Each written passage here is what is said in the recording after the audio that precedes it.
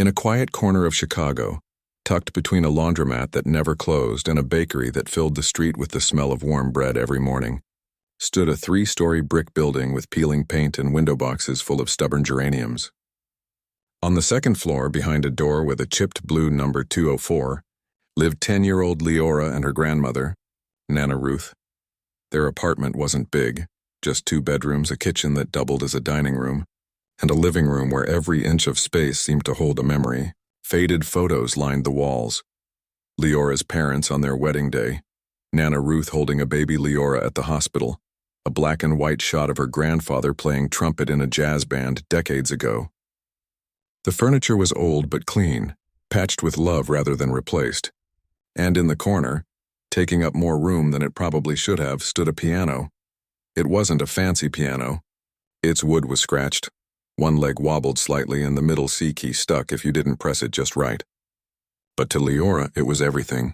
She'd found it 2 years ago during a neighborhood cleanup day, abandoned on the curb like yesterday's trash. Most people walked past it without a second glance, but Leora stopped dead in her tracks. "Can we take it?" she'd asked, eyes wide. Nana Ruth had sighed, knowing it would be heavy, knowing their elevator hadn't worked in months, but seeing the hope in her granddaughter's face, she nodded. Together, with help from Mr. Chen downstairs and his teenage son, they'd hauled it up the stairs, grunting and laughing, until it finally sat in their living room like it had always belonged there. Leora didn't know how to play, not then, but she'd always loved music. Her mother used to hum lullabies while folding laundry. Her father would whistle old jazz tunes while fixing things around the house. After the accident, the one that took both of them in a single rainy night 3 years ago, music became Leora's way of keeping them close. At first, she just pressed random keys, listening to the sounds echo through the small apartment. Then she found videos online. A girl her age playing Beethoven, an old man teaching scales, a concert pianist explaining how to feel the music, not just hear it. Night, after finishing her homework and helping Nana Ruth with dishes, Leora would sit at the piano and try to copy what she'd seen. Her fingers were small, her hands still growing, but she practiced with a quiet determination that surprised even herself. Nana Ruth watched from the kitchen, stirring soup or mending socks, her heart swelling with pride and sorrow in equal measure. She couldn't afford lessons. She couldn't even afford new shoes most months. But she never said no to the piano. Instead, she saved extra quarters from her part-time job at the library, bought used sheet music from thrift stores, and stayed up late listening to Leora's progress. Sometimes clumsy, sometimes beautiful. Always honest. The neighborhood knew Leora as the quiet girl who walked to school with her head down but smiled when you said hello. Teachers noticed how she'd zone out during math but light up during music class. She never bragged, never showed off. But on Friday evenings, when the sun dipped low and painted the walls gold, she'd play for Nana Ruth. Simple pieces at first, then more complex ones as her confidence grew. She played Chopin, Debussy, even tried her hand at composing little melodies of her own. One of them, a soft tune she called Rain on the Roof, made Nana Ruth cry the first time she heard it. "That sounds just like your mama," she whispered, wiping her eyes with the edge of her apron. One Saturday morning, Nana Ruth came home from the library with a flyer tucked in her cardigan pocket.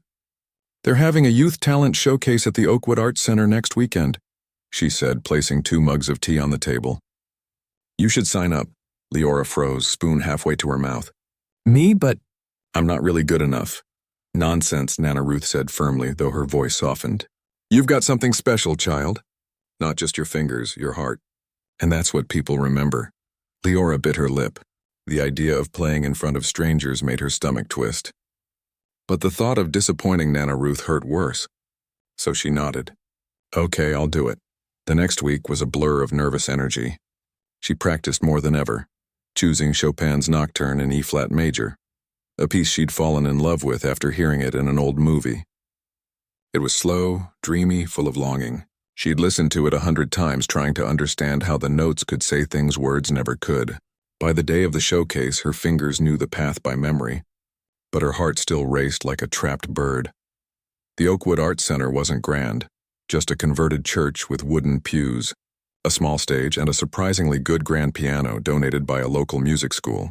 About 50 people had gathered. Parents with toddlers on their laps, teenagers scrolling on phones, a few elderly couples holding hands. Backstage, Leora sat on a folding chair, knees pressed together, wearing her best dress, a hand-me-down in soft lavender that Nana Ruth had carefully ironed the night before. Nana Ruth knelt beside her, smoothing a stray curl from her forehead. "Just play like you do at home," she whispered. "Like it's just you and the piano. The rest of us are just lucky to listen." Leora took a deep breath and nodded. Meanwhile, in the third row, a man in a charcoal gray suit shifted uncomfortably in his seat. His name was Elias Thorne, though no one in the audience knew it. He wasn't supposed to be there. His assistant, Maya, had insisted. "You've been on the cover of Business Weekly looking like a storm cloud," she'd said over coffee that morning. "Go to one community event, smile, let people see you care about something besides quarterly profits." Elias had rolled his eyes but agreed, mostly to shut her up. He owned a tech company that built software used by hospitals and schools, but he rarely left his downtown penthouse unless it involved a board meeting or a private jet. He didn't believe in talent shows. To him, they were amateur hour. Kids singing off-key, teenagers doing magic tricks with playing cards, all wrapped in forced applause. He checked his watch, already planning his exit after the first act.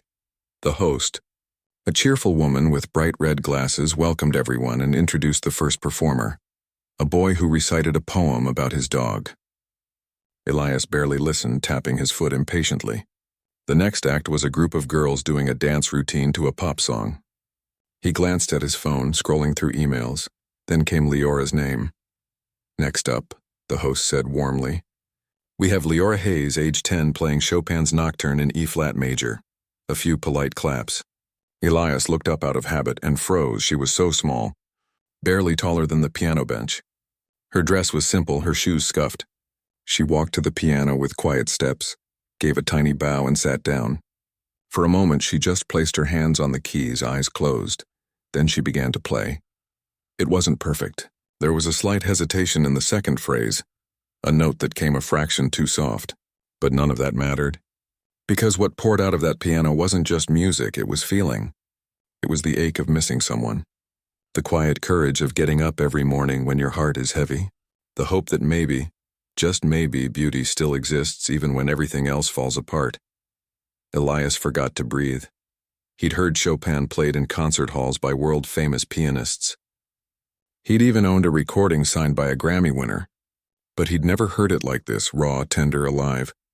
This wasn't performance. It was confession. Around him, the room grew still. The toddler stopped fidgeting. The teenagers lowered their phones. Even the air seemed to hold its breath. Leora played with her whole body, shoulders relaxed, head tilted slightly, fingers moving like they'd known this song since before she was born. When she reached the final chords, she held them just a second longer than written, letting the sound hang in the air like a question, then silence. For a heartbeat, no one moved. Then the room erupted. People stood. They clapped, some with tears in their eyes. Nana Ruth wiped her cheeks with the back of her hand, beaming through her tears. But Elias didn't clap. He just sat there, stunned, his phone forgotten in his lap. As Leora bowed quickly and hurried off stage, Elias turned to the woman beside him, Maya, who'd come along to make sure he didn't bolt early, and muttered, half joking, half sarcastic, "If she plays the piano, I'll adopt her." He meant it as a jab, at himself, at the absurdity of the moment, at the idea that a kid from this part of town could move him like that. It was his old defense: deflect with humor, retreat behind cynicism. But the words hung in the air longer than he expected. Maya gave him a long look. "You know," she said quietly, "sometimes the things we say in jest are the ones we mean the most." Elias didn't answer. He watched as Leora disappeared behind the curtain, her lavender dress vanishing like a dream. He told himself it was just a momentary emotion, that he'd forget about it by Monday. But deep down, something had shifted. A crack had formed in the wall he'd spent years building around himself, and through it, for the first time in a long time, light had gotten in. Back at the apartment that night, Leora sat at her old piano, running her fingers over the familiar keys. Nana Ruth brought her a mug of hot chocolate with extra marshmallows. "You were wonderful," she said, sitting beside her on the bench. Leora smiled shyly. "I was so scared, but you did it anyway. That's what bravery is." Outside, the city hummed. Cars passing, distant sirens, the bakery starting its midnight dough prep. Inside it was quiet again, just the two of them and the piano. Leora didn't know it yet, but her life was about to change in ways she couldn't imagine. And the man who'd mocked her with a careless joke? He was already Googling her name, searching for videos of the performance, wondering how a child with worn shoes and a second-hand dress could play music that felt like truth. But for now, in the warm glow of their little apartment, none of that mattered. Leora pressed a soft chord, and the sound wrapped around them like a blanket, simple, real, and full of promise. The days after the talent showcase blurred together in a quiet rhythm for Leora and Nana Ruth. Life returned to its usual pace. School in the mornings, homework at the kitchen table, piano practice after dinner. But something had shifted, even if neither of them could name it yet. People in the neighborhood started smiling a little wider when they saw Leora. Mrs. Chen from the laundromat slipped her an extra cookie with her usual order. Mr. Rivera, who ran the corner bodega, began playing classical music on his little radio during the afternoons. For inspiration, he'd say with a wink. Leora didn't know that a shaky phone video of her performance had been posted online by someone in the audience. It wasn't viral, not in the way cat videos or dance challenges go viral, but it traveled through certain circles. Music teachers shared it with colleagues. A local news blog mentioned it in a short piece about hidden talent in Chicago's neighborhoods. And one person watched it over and over, late into the night in a penthouse high above the city lights.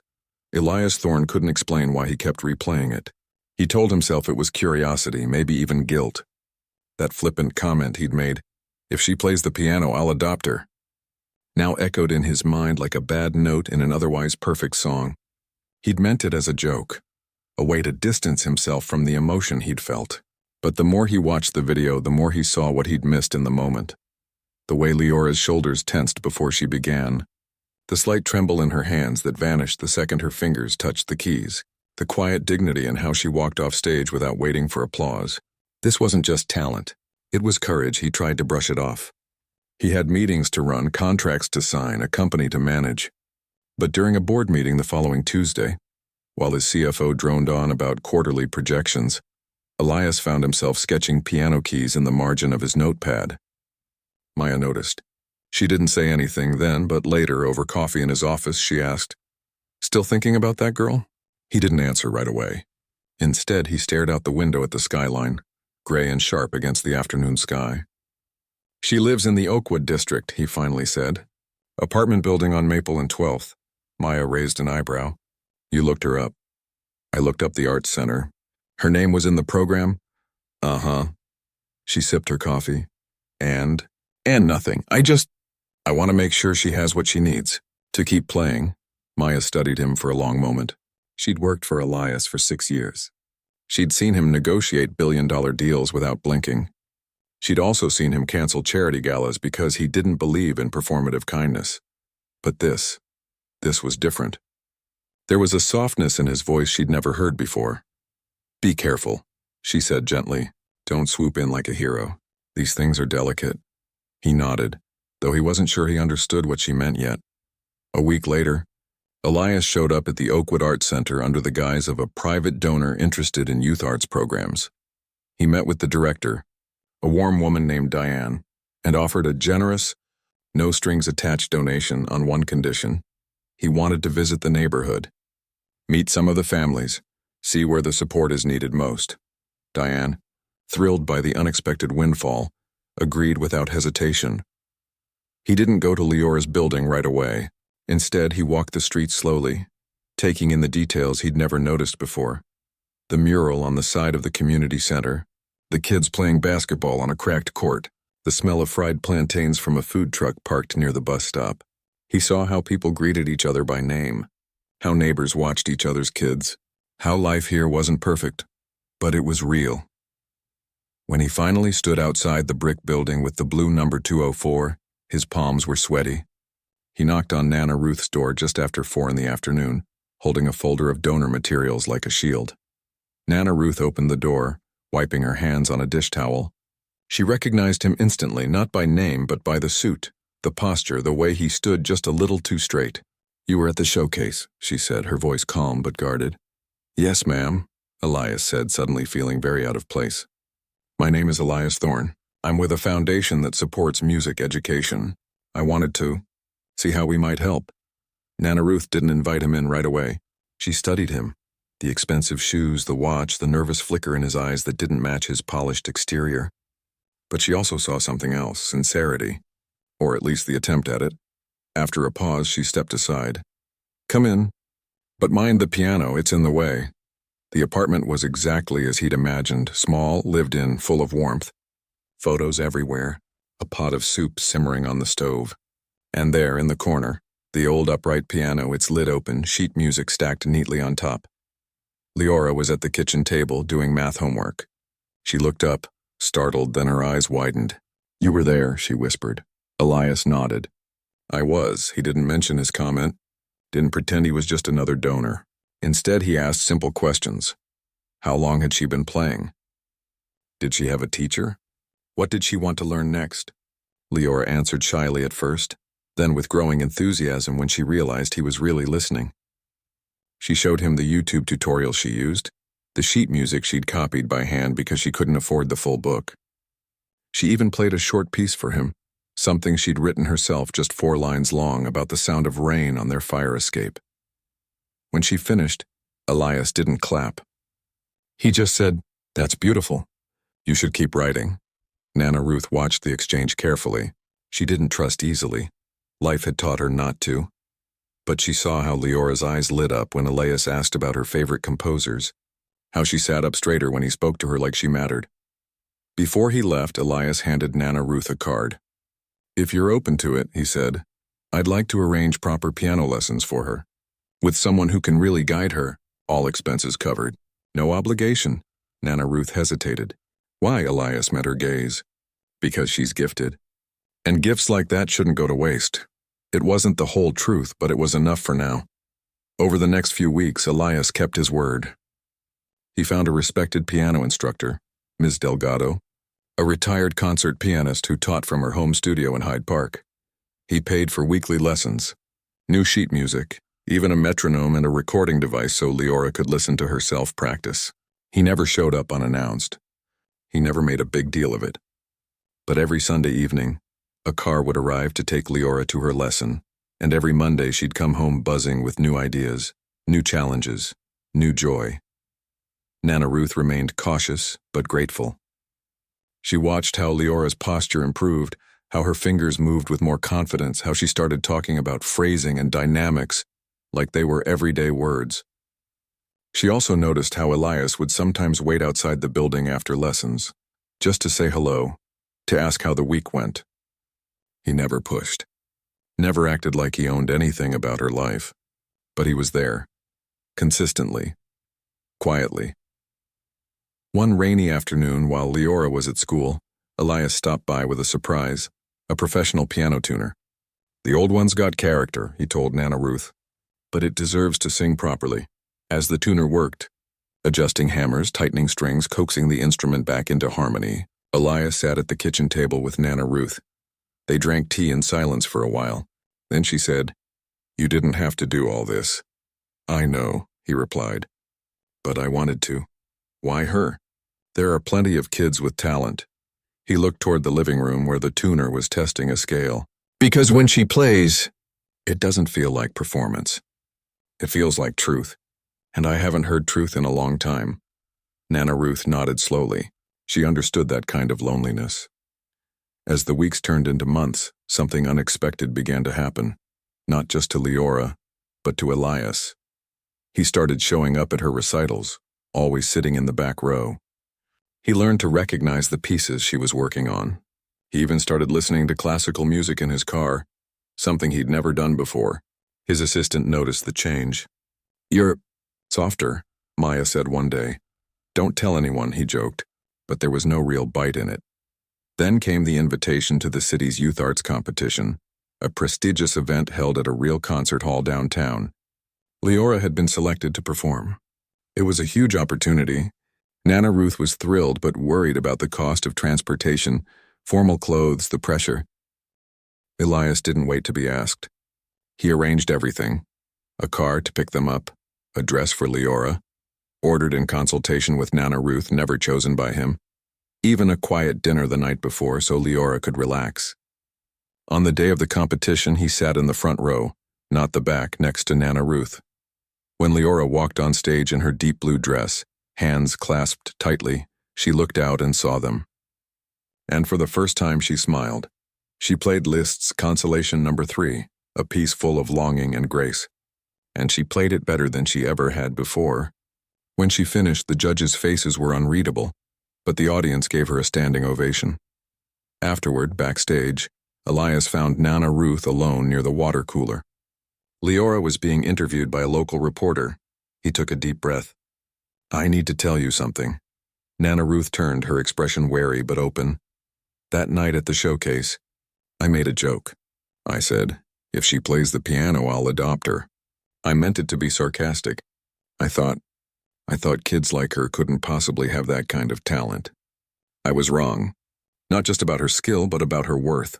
About what matters." Nana Ruth listened, her eyes steady. "I've been thinking a lot," he continued, voice low. "My life is empty in ways money can't fix.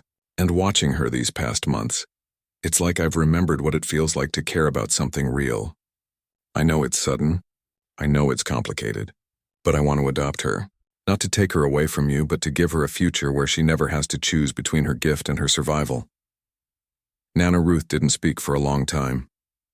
She looked down the hallway where Leora was laughing with the reporter, her eyes bright, her hands gesturing excitedly. Then she looked back at Elias.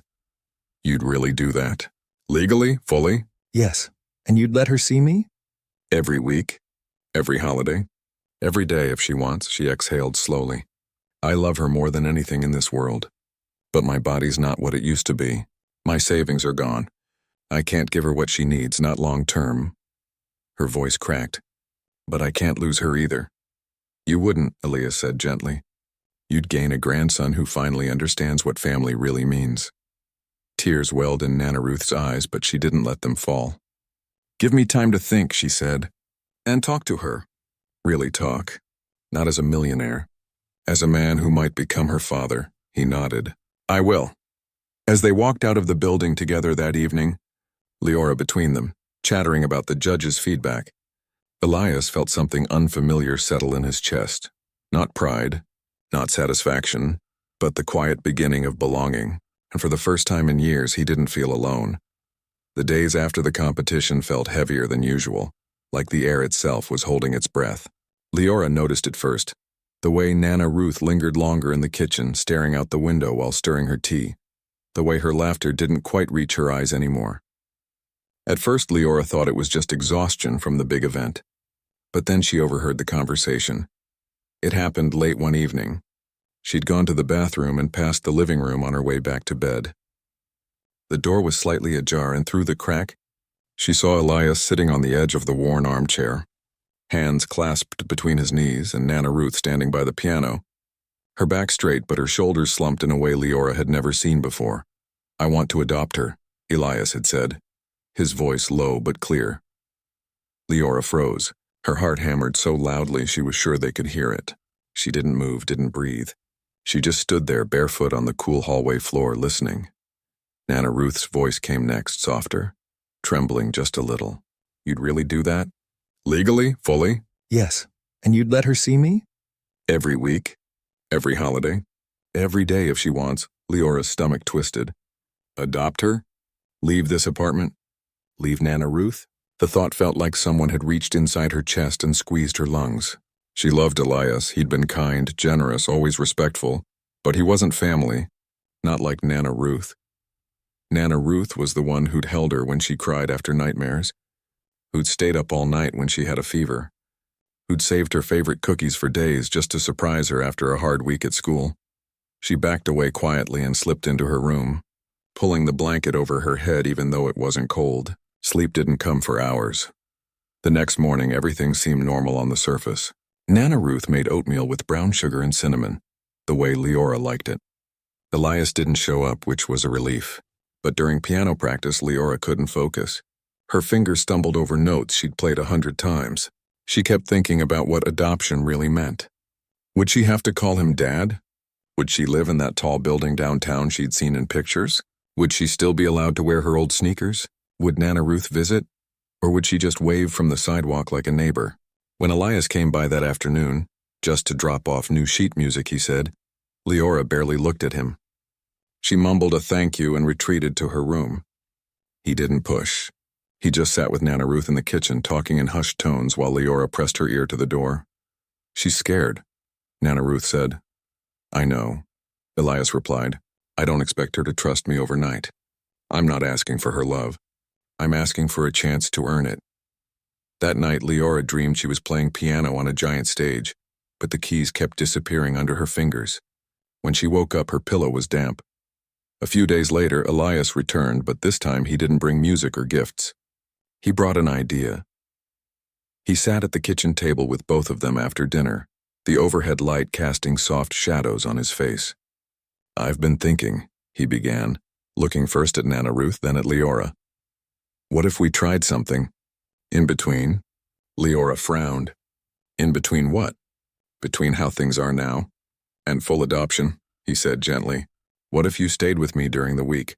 So you can go to the conservatory school, have regular lessons, practice on a good piano, but came back here every weekend? You'd still sleep in your room. You'd still have your routines. Nana Ruth would still be your home? Leora looked at her grandmother. Nana Ruth's eyes were glistening, but she gave a small nod. It's only a trial, she said softly. If you don't like it, we stop. No questions, Leora chewed her lip. It didn't sound so scary when he put it that way. Still, what about my school? My friends? The conservatory has a full academic program, Elias explained. You'd be with kids who love music like you do, and you can still see your friends on weekends. I'll make sure of it. She thought about it for a long time. Then, so quietly they almost didn't hear her, she said, Okay. The move happened slowly. Elias didn't rush her. He let her pack her own things. A suitcase of clothes, her favorite books, the framed photo of her parents, the stuffed rabbit she'd had since she was 3. Nana Ruth helped her fold everything neatly, tucking in little notes. You're brave, one said. Play loud today, read another, tucked into her sheet music. Elias's home wasn't what Leora expected. She'd imagined marble floors and silent rooms, but instead, she found a spacious apartment filled with books, plants, and sunlight. There was a grand piano in the living room, real, polished, perfect, but also a cozy reading nook with mismatched pillows and a dog-eared copy of The Secret Garden on the shelf. And in the guest room that would be hers, he'd hung a small photo of Nana Ruth and her on the wall. The first night was the hardest. She lay in the unfamiliar bed, listening to the hum of the city outside, missing the creak of their old floorboards, the smell of Nana Ruth's lavender soap. She almost called out for her but stopped herself. Instead, she got up, walked to the piano and played a few quiet notes, just enough to fill the silence. Elias heard her. He didn't come out, didn't say anything. But the next morning, he'd left a mug of hot chocolate on the piano bench with a note. Music sounds better with you in the house. School at the conservatory was intense. Classes started early and the other students were serious. Some had been playing since they could walk. At first, Leora felt out of place. Her shoes were scuffed, her backpack was old, and she didn't know half the music terms they tossed around like candy. But then she played during the first group session. She chose a simple piece, just something to test the waters. But when her fingers touched the keys, something changed. The room grew quiet. Even the teacher, a stern woman with silver hair and sharp eyes, leaned forward. After she finished, no one clapped, but a boy named Theo, who played violin, said, "That was real." From then on, they treated her like one of them. Elias made an effort, too. He started eating dinner with her every night, even if he had to take calls afterward. He asked about her day, not just her music, but her friends, what she read, what made her laugh. He burned the pancakes the first time he tried to make them, but kept trying until they were almost edible. He even went to her first parent-teacher conference, sitting in a tiny chair that creaked under his weight, listening intently as the teacher praised Leora's emotional maturity and technical growth. One Sunday, after Leora returned to Nana Ruth's for the weekend, she found something new in the apartment, a ramp by the front steps. Elias arranged it, Nana Ruth said, stirring a pot of stew. Said I shouldn't have to worry about the stairs anymore. She didn't sound grateful, just thoughtful, like she was still figuring out what all this meant. Leora hugged her tightly. I missed you. I missed you too, baby, Nana Ruth whispered. But look at you, you're glowing, and she was. Her posture was better. Her eyes were brighter. She talked faster, laughed easier. She even started composing again, this time. Pieces with names like Subway Rhythms and Weekend Rain. As the weeks turned into months, the arrangement began to feel less like a trial and more like a new kind of normal. Leora still cried sometimes, when she saw a little girl holding her grandma's hand at the park, when she heard a song her mother used to sing, but now, she had two people to lean on instead of one. Then came the invitation to the Midwest Youth Piano Competition, a national-level event with judges from top music schools. Winning could mean scholarships, performance opportunities, even a chance to record. Leora was selected as one of 10 finalists. The pressure was enormous. She practiced for hours every day, refining every phrase, every pause. Elias hired a performance coach to help with stage presence. Nana Ruth sent her care packages every Friday. Homemade cookies, encouraging notes, a lucky penny wrapped in tissue paper. The night before the competition, Leora couldn't sleep. She sat at the piano in Elias's apartment, playing softly, trying to calm her nerves. After a while, she heard footsteps. Elias stood in the doorway holding 2 mugs. Can't sleep? He asked. She shook her head. He sat beside her on the bench. Not too close, just enough to share the space. You know, he said after a while, I used to think success was about winning, about being the best. But watching you, I've learned it's about showing up, about being honest. That's what moves people. Leora looked at him, really looked. She saw the lines around his eyes, the way his hands trembled slightly when he set down his mug. She realized he was nervous for her, too. Will you be there tomorrow? She asked. Front row, he said, right next to Nana Ruth. The next day, Leora walked onto the stage of the grand concert hall in a simple dress the color of dawn. She saw them immediately. Nana Ruth in her best church hat, Elias in a suit but no tie, both leaning forward like they were holding their breath. She played her original composition, 3 Hearts, a piece that began with a single, lonely note then grew into something full of warmth, tension, and finally, harmony. It wasn't perfect. There was a moment where her left hand lagged just a fraction behind. But no one noticed, because what they heard wasn't just music, they heard a story. A story of loss, of love, of 2 homes and 1 heart trying to hold them both. When she finished, the silence lasted 3 full seconds. Then the audience rose to their feet. Afterward, as people crowded around to congratulate her, a reporter from a local arts magazine approached. What inspired that piece? She asked. Leora looked toward the front row, where Nana Ruth was dabbing her eyes and Elias was smiling like he'd just won the lottery. My family, she said simply. Later that evening, as they walked back to the car, Elias put a hand on Leora's shoulder. You were incredible, she smiled. Thanks. Then quietly she added, you know, you don't have to adopt me to be my family. Elias stopped walking. He knelt down so they were eye to eye. Maybe not, he said. But I want to. Not because I have to, because I choose to. And because you deserve to know without a doubt that you're never alone again. Leora didn't say yes right away. But for the first time, the idea didn't scare her. It felt like coming home, even if home now had 2 addresses, 2 sets of arms, and a piano in every room. The weeks after the competition unfolded like pages in a story no one had planned, but everyone was learning to live. Leora didn't win first place, she came in second, but the judges' comments mattered more than the ribbon. Rare emotional honesty, one wrote. A voice that speaks through keys, said another. Offers began to trickle in, an invitation to perform at a music festival in Michigan, a scholarship inquiry from a summer conservatory in New York, even a local radio station asking if she'd play live on air. But amid all the noise, Leora kept her focus on what felt real. Her lessons, her weekends with Nana Ruth, and the quiet rhythm of life that was slowly stitching itself into something new. Elias, for his part, didn't push. He never mentioned adoption again, not directly. Instead, he showed up. Every Tuesday and Thursday, he attended her evening rehearsals, sitting in the back with a notebook, jotting down things like, ask about finger strength exercises or find recording of Horowitz playing this piece. He learned to pack her favorite snacks in her bag, apple slices with peanut butter, dark chocolate squares, The gummy bears she only allowed herself on performance days. He even started reading books about music theory, not because he needed to, but because he wanted to understand the world she lived in. But the biggest change wasn't in what he did, it was in how he listened. When Leora talked about a difficult passage in a Rachmaninoff prelude, he didn't offer solutions. He asked, "What does it feel like when you play it?" When she described a dream where her parents were in the audience clapping softly, he didn't say they'd be proud. He just held her hand and said, "Tell me more." Nana Ruth watched all of this from her apartment, her heart caught between relief and a quiet ache. The ramp by the front steps helped. She could get in and out without wincing now, but it was more than that. Elias had hired a part-time caregiver, not to replace her, but to help with groceries, laundry, doctor's appointments. At first, she'd resisted. "I'm not helpless," she'd snapped.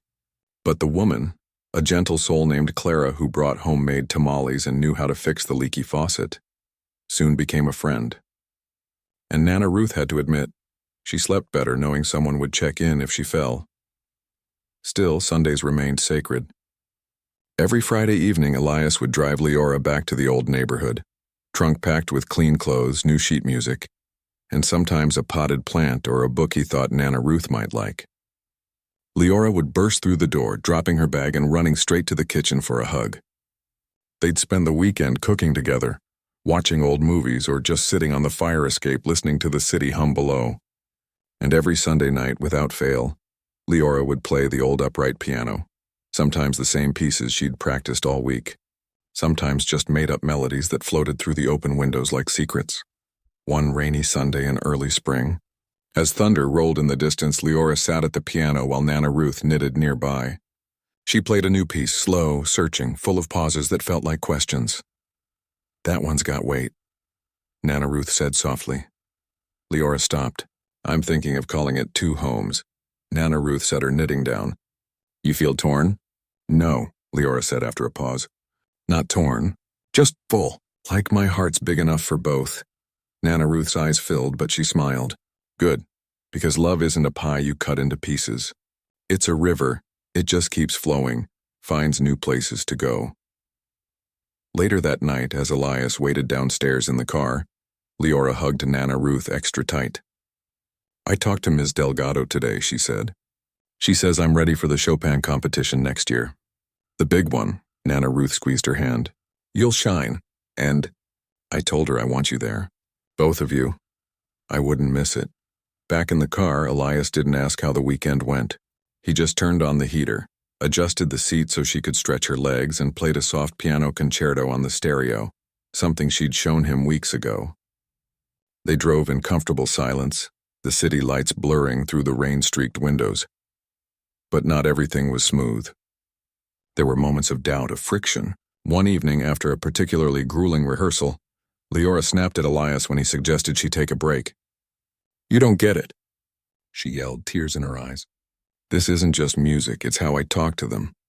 To Mom and Dad." She slammed her bedroom door so hard a picture frame fell off the wall. Elias didn't knock. He didn't scold. He just sat outside her door for an hour, then slid a note under it. "I may not understand everything, but I'll always be here to listen." She opened the door an hour later, red-eyed and exhausted. He handed her a mug of warm milk with honey, something Nana Ruth had taught him. No words, just presence. Then came the legal talk, not from Elias, but from a kind woman named Ms. Patel, a family counselor he'd hired to guide them through the process. She met with all three of them, first separately, then together, in a sunlit office with soft chairs and a bowl of peppermints on the table. "Adoption isn't about replacing," she explained gently. "It's about expanding. Adding another branch to the family tree, not cutting the old ones." She asked Leora hard questions. "Do you understand what this means? That Elias would be your legal father? That you'd share his name, his home, his responsibilities, and his love?" Leora thought for a long time. "Will I still be Leora Hayes?" "You can keep your name," Ms. Patel said. "Or add his, or do both. It's your choice." That night, Leora asked Elias, "What's your last name again?" "Thorne," he said. She tried it out. "Leora Thorne. Then Leora Hayes Thorne." She wrinkled her nose. "I like Hayes better." "That's fine," he said immediately. "You don't have to change a thing." But later she saw him looking at an old photo of her parents, his expression unreadable. And she realized he wasn't trying to erase them. He was trying to protect what they'd left behind. The final step came on a quiet afternoon in May. Nana Ruth, Elias, and Leora sat at the kitchen table, the same one where Leora used to do homework, where they'd shared countless meals with Ms. Patel on speakerphone. Legal papers lay between them, crisp and serious. Nana Ruth took Leora's hand. "This doesn't change how much I love you. Nothing ever could." Elias looked at Leora, his voice steady but his eyes bright. "I'm not asking you to forget where you came from. I'm asking if I can walk beside you wherever you're going." Leora looked at both of them, at the woman who'd raised her with soup and stories, and the man who'd shown up with quiet kindness and stayed. She thought about the piano in Two Homes, the weekends that felt like coming up for air, the way both of them cried at her recitals. She picked up the pen. "I'll do it," she said. The adoption was finalized 6 weeks later. There was no ceremony, no crowd. Just a judge's signature, a few quiet words, and a new birth certificate that listed Elias Thorne as father. But that night, they celebrated in the only way that felt right, with music. At Nana Ruth's apartment, Leora played for both of them, Chopin, Debussy, and her own Two Homes. Afterward, they ate Nana Ruth's famous peach cobbler, laughing as Elias tried and failed to pronounce the French composer names correctly. But life didn't magically become perfect. There were still hard days. Days when Leora missed her parents so much she couldn't play a single note. Days when Elias felt like an imposter in his own home. Days when Nana Ruth stared at the empty chair across from her and wondered if she'd done the right thing. Yet through it all, something beautiful grew.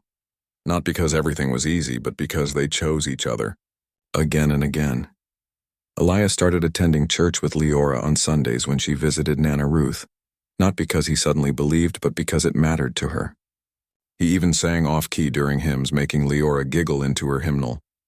Nana Ruth began writing letters to Leora during the week, little notes tucked into her sheet music or left on her pillow during weekend visits. "You played that scale cleaner today," one said. "Don't forget to breathe," read another. And Leora, she kept playing. Not for fame, not for prizes, but because music was her language, and now, she had more people than ever who were learning to speak it with her. One evening, as summer turned to fall, Leora sat at the grand piano in Elias's living room, working on a new piece. He was in the kitchen attempting to make stew from a recipe Nana Ruth had texted him. The dog, yes, they'd adopted a scruffy terrier named Maestro, lay at her feet snoring softly. She played a phrase, stopped, played it again. Frustrated, she sighed. Elias appeared in the doorway, wooden spoon in hand. "Too fast?" "No," she said. It doesn't sound like how it feels inside." He walked over, not too close, just near enough. "Then play it how it feels." Even if it's messy, she looked at him, really looked. And for the first time, she saw not just the man who'd adopted her, but the man who'd let her teach him how to be a father. She took a breath. And played. This time it wasn't perfect, but it was true. And in that moment, with the stew bubbling in the kitchen, the dog dreaming at her feet, and Two Homes holding her heart like cupped hands, Leora knew she wasn't just surviving. She was becoming. The morning of the concert dawned crisp and golden, the kind of autumn day that feels like a promise. Leaves swirled in the gutters, and the air carried the scent of wood smoke and roasted chestnuts from street vendors downtown. In a quiet apartment on the north side of the city, Leora stood in front of her closet, not sure what to wear. She wasn't a child anymore. At 16, her hands were longer, her posture straighter, her voice steadier. The little girl who once played on a wobbly upright in a cramped living room had grown into someone the music world was starting to notice. But today wasn't about fame or critics or even the prestigious concert hall where she'd soon perform. Today was about gratitude. On her bed lay 3 dresses. One was elegant and deep blue, the kind you'd wear to a formal gala. Another was simple black, classic and understated. The third was soft lavender, slightly faded with tiny pearl buttons down the front. It was the same dress she'd worn to her very first talent showcase 6 years ago. Nana Ruth had carefully preserved it, mending the hem, pressing it every year on the anniversary of that night. Leora picked up the lavender one. It still fit, though just barely. She slipped it on, smoothed the fabric, and looked in the mirror. For a moment she saw 2 versions of herself, the nervous 10-year-old clutching sheet music, and the young woman who now carried entire concertos in her bones. Downstairs, Elias waited by the car holding a bouquet of white lilies, Nana Ruth's favorite. He'd aged too, though gently. His hair was more silver than black now, and he walked a little slower, but his eyes still lit up the same way when Leora entered her room. "You sure about that dress?" he asked as she came down the steps. She nodded. "It feels right." He didn't argue. He just opened the car door for her like he always did and said, "Then it's perfect." The drive to the concert hall was quiet but not awkward. They'd learned the language of silence over the years, the kind that says "I'm here," without needing words. Maestro, now gray-muzzled but still spry, sat in the back seat, head resting on Leora's lap, tail thumping softly. At the hall, backstage buzzed with last-minute preparations, stage hands adjusting lights, a violinist warming up in the corner, a harpist tuning strings with delicate precision. But Leora didn't feel nervous. Not like she used to. She'd played in conservatories, festivals, even a televised holiday special. But this performance was different. This one was for them. Nana Ruth arrived just before curtain time, leaning lightly on a new cane Clara had insisted she use. She wore a cream-colored coat, and that same church hat she'd worn to Leora's first big competition. Her steps were slower, but her smile was as bright as ever. "There she is," Nana Ruth said, pulling Leora into a hug that smelled like lavender and cinnamon. "My girl." "You made it," Leora whispered, holding on a little longer than necessary. "Wouldn't miss it for the world." They sat together in the green room for a few minutes. Just the three of them. No managers, no agents, just family. Elias handed Leora a thermos of ginger tea. Nana Ruth adjusted the collar of her dress, and Leora took a deep breath, feeling the weight and warmth of their presence like a shield. "I wrote something new," she said quietly. "For tonight." "We know," Elias said. "You've been humming it for weeks." "It's called 3 Hearts," she said. "Because, well, you know why." Nana Ruth reached over and squeezed her hand. "Play it like you mean it, baby. That's all anyone ever needs." When her name was called, Leora walked on stage alone. No fanfare, no dramatic lights, just a single spotlight and a gleaming Steinway. She bowed, sat, placed her hands on the keys, and closed her eyes. Then she began. The piece started with a single note, low, resonant, like a heartbeat in an empty room. It was the sound of loss, of a child standing in silence after the world had cracked open. Then a second voice entered, gentle, steady, like hands that held you when you couldn't stand. That was Nana Ruth. Then a third thread wove in, hesitant at first, then growing stronger, learning to listen, to love, to stay. That was Elias. The music swelled and softened, tangled and untangled, just like their lives had. There were moments of joy, bright dancing passages that sounded like Sunday pancakes and fire escape sunsets. There were moments of sorrow, deep aching chords that echoed the nights they'd all cried alone but never truly apart. And in the end, the 3 voices didn't merge into one. They harmonized, distinct, whole, and together. When the final note faded, the hall was silent. Not the nervous silence of uncertainty, but the kind that comes when something true has just been spoken. Then the audience rose, not slowly, but all at once, as if pulled by the same invisible string. Applause rolled like thunder, but Leora didn't stand right away. She just sat there, hands resting on the keys, tears slipping down her cheeks. Only when she looked up did she see them. Nana Ruth in the 3rd row, dabbing her eyes with a lace handkerchief, and Elias beside her, clapping with his whole heart, his face wet with tears he didn't bother to hide. The final step came on a quiet afternoon in May. Nana Ruth, Elias, and Leora sat at the kitchen table, the same one where Leora used to do homework, where they'd shared countless meals, with Ms. Patel on speakerphone. Legal papers lay between them, crisp and serious. Nana Ruth took Leora's hand. "This doesn't change how much I love you." "Nothing ever could." Elias looked at Leora, his voice steady but his eyes bright. "I'm not asking you to forget where you came from. I'm asking if I can walk beside you wherever you're going." Leora looked at both of them, at the woman who'd raised her with soup and stories, and the man who'd shown up with quiet kindness and stayed. She thought about the piano in 2 homes, the weekends that felt like coming up for air, the way both of them cried at her recital. She picked up the pen.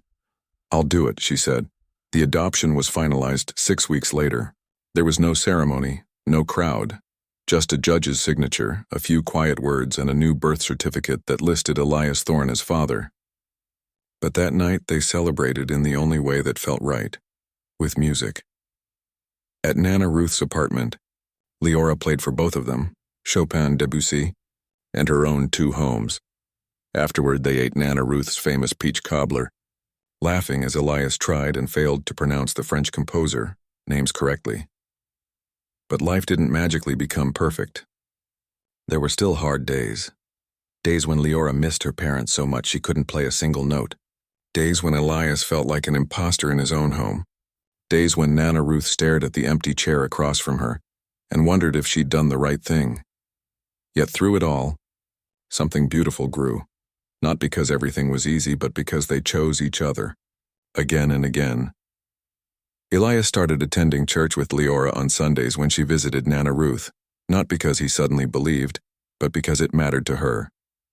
He even sang off-key during hymns, making Leora giggle into her hymnal. Nana Ruth began writing letters to Leora during the week, little notes tucked into her sheet music or left on her pillow during weekend visits. "You played that scale cleaner today," one said. "Don't forget to breathe," read another, and Leora? She kept playing. Not for fame, not for prizes, but because music was her language, and now she had more people than ever who were learning to speak it with her. One evening, as summer turned to fall, Leora sat at the grand piano in Elias's living room, working on a new piece. He was in the kitchen attempting to make stew from a recipe Nana Ruth had texted him. The dog, yes, they'd adopted a scruffy terrier named Maestro, lay at her feet, snoring softly. She played a phrase, stopped, played it again. Frustrated, she sighed.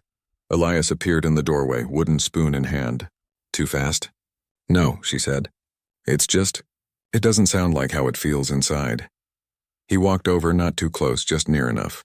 "Then play it how it feels. Even if it's messy." She looked at him, really looked. And for the first time, she saw not just the man who'd adopted her, but the man who'd let her teach him how to be a father. She took a breath. And played. This time it wasn't perfect, but it was true. And in that moment, with the stew bubbling in the kitchen, the dog dreaming at her feet, and 2 homes holding her heart like cupped hands, Leora knew. She wasn't just surviving. She was becoming. The morning of the concert dawned crisp and golden, the kind of autumn day that feels like a promise. Leaves swirled in the gutters, and the air carried the scent of wood smoke and roasted chestnuts from street vendors downtown. In a quiet apartment on the north side of the city, Leora stood in front of her closet, not sure what to wear. She wasn't a child anymore. At 16, her hands were longer, her posture straighter, her voice steadier. The little girl who once played on a wobbly upright in a cramped living room had grown into someone the music world was starting to notice. But today wasn't about fame or critics or even the prestigious concert hall where she'd soon perform. Today was about gratitude. On her bed lay 3 dresses. One was elegant and deep blue, the kind you'd wear to a formal gala. Another was simple black, classic and understated. The third was soft lavender, slightly faded with tiny pearl buttons down the front.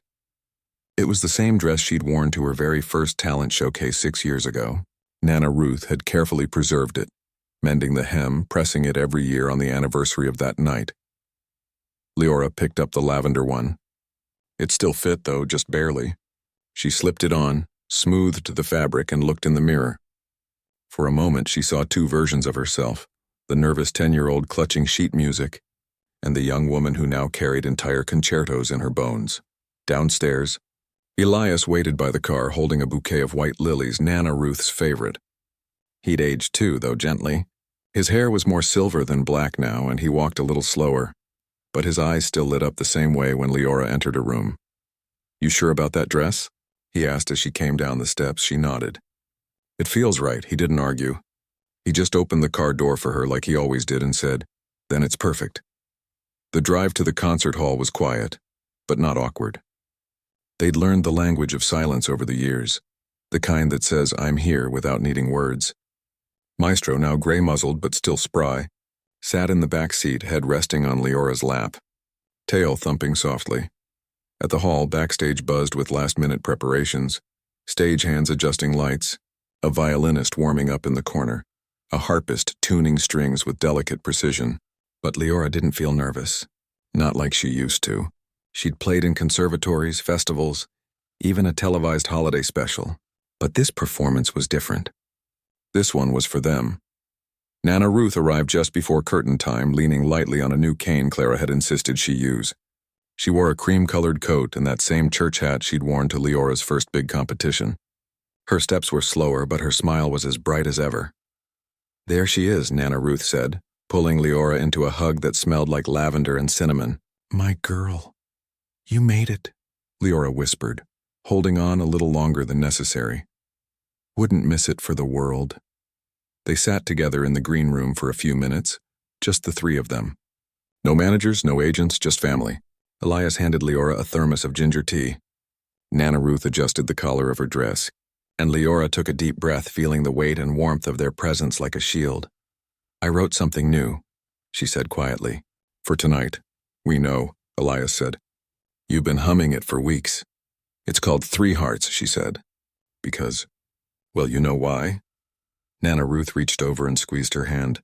"Play it like you mean it, baby. That's all anyone ever needs." When her name was called, Leora walked on stage alone. No fanfare, no dramatic lights, just a single spotlight and a gleaming Steinway. She bowed, sat, placed her hands on the keys, and closed her eyes. Then she began. The piece started with a single note, low, resonant, like a heartbeat in an empty room. It was the sound of loss, of a child standing in silence after the world had cracked open. Then a second voice entered, gentle, steady, like hands that held you when you couldn't stand. That was Nana Ruth. Then a third thread wove in, hesitant at first, then growing stronger, learning to listen, to love, to stay. That was Elias. The music swelled and softened, tangled and untangled, just like their lives had. There were moments of joy, bright, dancing passages that sounded like Sunday pancakes and fire escape sunsets. There were moments of sorrow, deep aching chords that echoed the nights they'd all cried alone but never truly apart. And in the end, the 3 voices didn't merge into one. They harmonized, distinct, whole, and together. When the final note faded, the hall was silent. Not the nervous silence of uncertainty, but the kind that comes when something true has just been spoken. Then the audience rose. Not slowly, but all at once, as if pulled by the same invisible string. Applause rolled like thunder, but Leora didn't stand right away. She just sat there, hands resting on the keys, tears slipping down her cheeks. Only when she looked up did she see them. Nana Ruth in the 3rd row, dabbing her eyes with a lace handkerchief, and Elias beside her, clapping with his whole heart, his face wet with tears he didn't bother to hide. After the ovation, reporters gathered near the stage door. One of them, a woman with kind eyes and a notebook, stepped forward. "That piece, 3 Hearts, it felt deeply personal. Can you tell us what inspired it?" Leora glanced toward the audience, where Nana Ruth and Elias were now making their way down the aisle, arms linked like they'd walked this path together all their lives. "It's about family," Leora said simply. "Not the kind you're born into, but the kind you choose. And the kind that chooses you back even when you're scared to believe it." Later, at a small dinner in a quiet Italian restaurant, just the 3 of them, plus Maestro waiting patiently in the car, Elias raised his glass. "To Leora," he said, "for teaching an old man that love isn't something you earn. It's something you give and receive just by showing up." Nana Ruth clinked her glass gently. "And to music," she added, "for giving us a language when words weren't enough." Leora smiled. "And to us, for figuring it out together." Life didn't stop after that night. Leora kept performing, sometimes in grand halls, sometimes in community centers or schools and neighborhoods like the one she grew up in. She started a foundation that provided free piano lessons and repaired instruments for kids who couldn't afford them. She never forgot what it felt like to play on a broken piano with hope as her only teacher. Elias stepped back from his company, handing the reins to a trusted team, and poured his energy into supporting young artists. He wasn't on magazine covers anymore, but he didn't mind. He'd found something better than success. He'd found purpose. And Nana Ruth? She moved into a cozy cottage not far from Elias's apartment, a place with a wraparound porch, a garden for her geraniums, and a spare room that always had fresh sheets. just in case Leora wanted to stay over. Her health had its ups and downs, but her spirit never dimmed. Every Sunday, without fail, Leora came home, not to a mansion, not to a spotlight, but to a kitchen filled with the smell of soup and the sound of laughter. Years later, when asked in an interview what changed him, Elias didn't talk about business or legacy. He just said, "She didn't just play the piano. She played the truth. And sometimes the truth is the only thing that can wake you up." Today, if you walk past the old brick building on Maple and 12th, you might hear piano music drifting from an open window. It's not Leora, she lives elsewhere now, but a new child, maybe 8 or 9, practicing scales on the same upright piano, lovingly restored and donated by a foundation with a simple mission. Every child deserves a chance to be heard. And every Sunday evening, rain or shine, 2 people can be seen walking arm in arm down that street, one older, one younger, heading to a cottage where the lights are always on, the tea is always warm, and the piano is always ready. Because family isn't about blood or names or perfect moments. It's about showing up, again and again, with open hands and a willing heart. And in that quiet rhythm of love, music, and belonging, Leora found not just a future, but a home that would never let her go.